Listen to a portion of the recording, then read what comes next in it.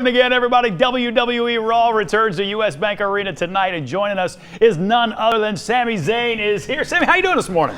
Very well, thank you. Good. I know you've been sort of making the rounds this morning, kind of keeping busy. I have. It's early, but that's all right. It is plenty early. But you're a guy who's used to sort of running around a lot. You've had quite a road to get to where you are with the WWE. Yeah, it took a while to get here. Yeah. I signed with the WWE in 2013, and I started in 2002, so it took about 11 years.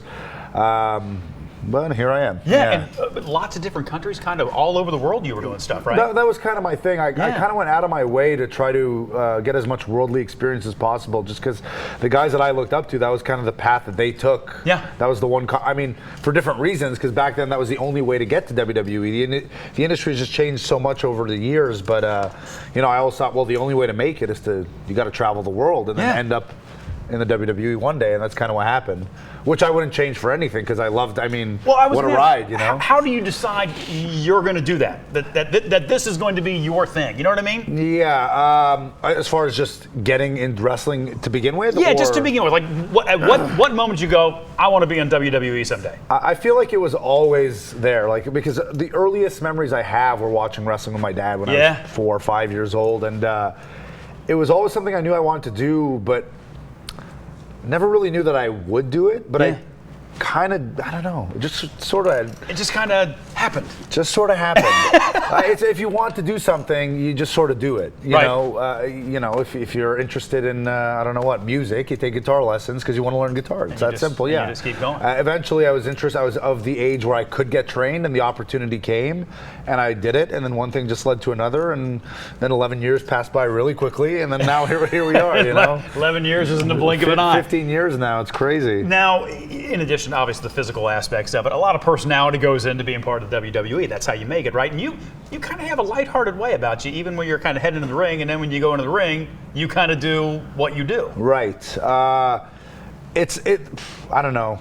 I don't know what you people are watching thinking of me, but this is pretty much just me. And so my character on television is not a big stretch from who I am. That's just who you are, day to day, which I guess it was a conscious decision, because when I was doing my thing on the independents before I got to WWE, I was doing a whole other persona altogether. Oh, no kidding. Okay. Yeah, so this was being myself was new to me.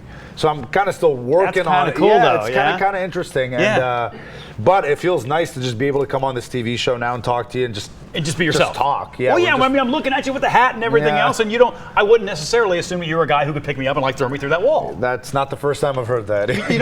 But seriously, it's sort of a unique perspective, because that's not always the kind of guy you get.